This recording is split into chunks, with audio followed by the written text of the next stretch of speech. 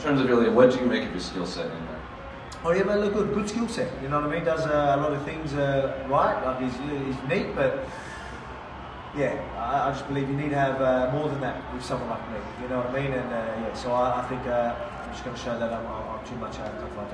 Well, it's unique preparing for an opponent that you can look at eye to eye rather than fighting up. So when we did the face-off, I thought he'd be bigger. So I was like, oh, I thought you'd be taller, mate. But yeah, I mean, look how much taller people struggle with my range. You know what I mean? Here I am, the short guy, and people are struggling to touch me. So, you know, it ain't going to be easy for him. So, you know, I'm really looking forward to that one because I know, you know, it's exciting. He will talk. He loves to talk. So hopefully that gets people excited. Yeah, so, you know, he doesn't mind. He gets some finishes and that as well. So I think people don't mind watching him fight. And that's it.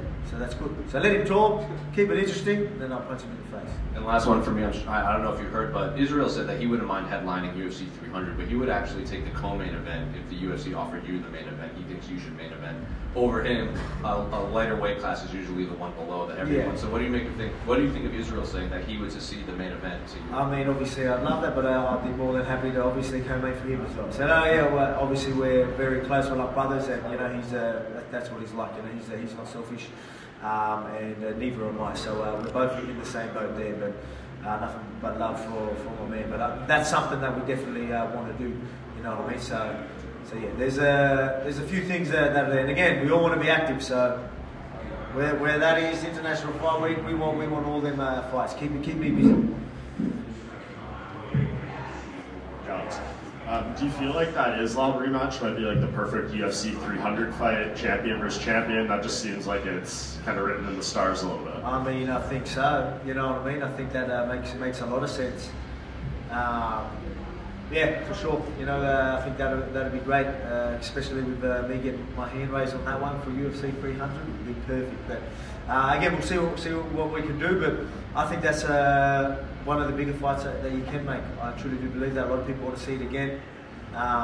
You know, it's very, very competitive, and yeah, you know, I guarantee you I get it done next time. And you always mention, you know, you want to see these featherweights do work and people show you something. Has there been anyone recently or anyone that you're seeing right now outside of Ilia that's doing anything that's impressive? I mean, there's a very, very, you know, stacked division. There's a lot of good talent in there, but I guess there's no one really knocking on the door right now except for Ilia. So, and I want that one. You know what I mean? Like, you know, there's probably been other people that have done more work to get a title shot, but you know, we're starting to run out of guys. So you know, and then he's on the tee, he's undefeated. He likes to talk. He's got a big following over there in Spain and Europe. So people want to see it, and I want to see it. I can't wait to take that 0. What did you think of Max's win over the Korean Zombie?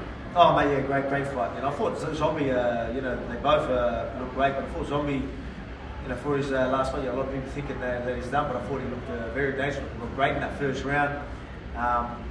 Yeah, so like I think even Max, I think I might have heard Max talking about it. He goes, oh shit, it was a lot faster than I expected. I think a lot of people watch fights, you know what I mean, especially with me, and like, you know, they might be like, oh yeah, he's a bit slower now, you know, he's aging and all that, but I just think it's timing, footwork that makes me, you know, I can make people look like that purely with the work I do. And I think I'm going to be doing the exact same with Ilia. Yeah, obviously Max's goal should be trying to get a title shot, fight the best, whatever, but you hear Dana, he was pretty firm in being like, not interested in a 4th fight. Did you like to hear that, just so you don't have to continue to be bothered with that idea? I mean, I'm not surprised, you know, I mean, it doesn't, you know, especially after, look, he's doing great. I mean, he's stuck in a pretty shitty situation, you know, he's clearly that good, and, you know, clearly good enough to be fighting for a title again, but it just doesn't make sense when you're 3-0 against the guy, especially after the last one. So it's going to be a hard sell.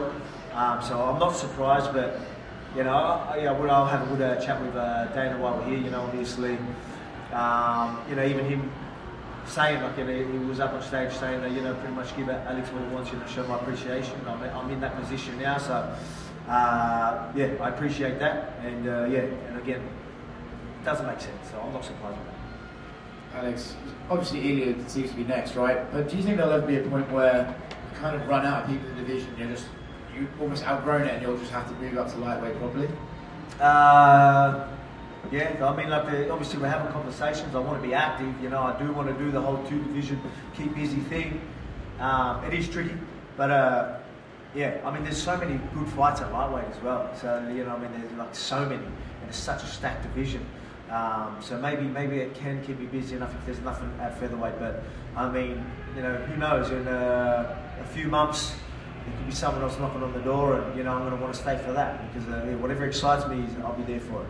Again, I want to do as well as I can. I want to leave a legacy behind. I'm obviously pound for pound being champ, you know, defending multiple times. I wouldn't mind defending a few more. But again, it's got to be the right fights. Right now, it's I'm trying to just toss things together. What do I want? Do I want to hit that many defenses, or do I want to just, you know, while I'm in my prime, do I just want to get the biggest and best fights I can, get that second belt? You fight lightweight, you know what I mean? There's a lot of options for me, which is a good thing. But we'll just see what happens, see what plays out. Based on your performance against Islam and how great it was, how much better do you think you could be at lightweight if you just dedicated yourself to it? Like, okay, this is my new frame, this is my new division. I mean, you won't see me change too much weight, to be honest. Like, I move best and I'm strong enough for the lightweights, even at the weight I am. And I proved that, you know what I mean? I proved that against probably the strongest and the best wrestler that there is in that division. So I've showed and I've proved. So I want to be sharp, I want to be fast in that division. So, you know, I've been undersized my whole life, man, and it's never been a problem for me. And I think that'll just add to the story. So I'll try and look as small as I can to make the victory look as big as it can be. Going on back to the Ilia fight, there's something about when you talk about him, I kind of get the sense that you're like really kind of excited for that one. You know, obviously he talks a bit of shit. He got in your face after your last fight. Is there something about him as a person that you're looking forward to fighting, or is there something about his style that you're looking forward to fighting? He's undefeated. You know, he's got a big following over there in you know, in Spain, and again, yeah, he's undefeated. He's on a tear. He beat a guy that was up there, so, and he's pretty much clearly the next guy. So that excites me itself. And then he likes, you know, he doesn't mind talking. He doesn't mind getting in people's faces. It keeps things exciting. Because sometimes it is like that. You've got to find things. I'm good at it. I'm good at finding ways to get me excited. So with Yair Rodriguez, you know, I just try to, all right, so I don't need to be motivated to train, but I wanted to find something that was going to keep me excited and you know, really give me something through camp. And I looked at, oh, he's dangerous, you know, so I found a way to really get me up in the morning. With this one, I don't need to try and look for anything. He's going to talk his shit, and I love it. And I get, you know, the best part about it, we're in a sport where you can make someone pay for it. So I can't wait. Just over here. Yep. Kevin just said making his UFC debut tonight is obviously a big thing. You're a guy who's been a part of Australian MMA for over a decade now.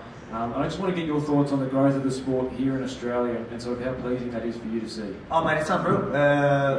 As soon as they did the deal here in Sydney, and like even the numbers we are doing here in Australia, like we're one of the biggest markets to have in the UFC in the world right now. Like we're right up there, especially pound for pound for how small our country is.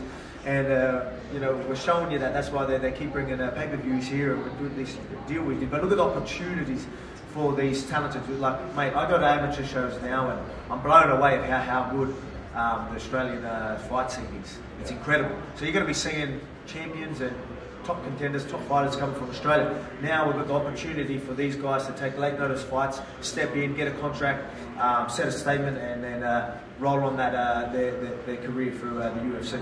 Just last one from me. You're in the crowd obviously this time around compared to Perth. With the UFC coming to Sydney 3 times over the next 4 years, is the next Sydney card something you need your name a part of? Oh, of course, you know what I mean.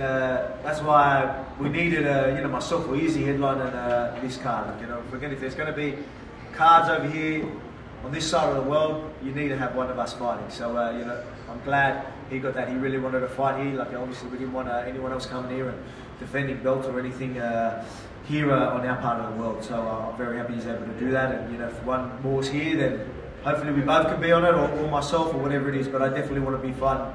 Like fighting in Sydney would be great. Thank you. No worries. Thank you.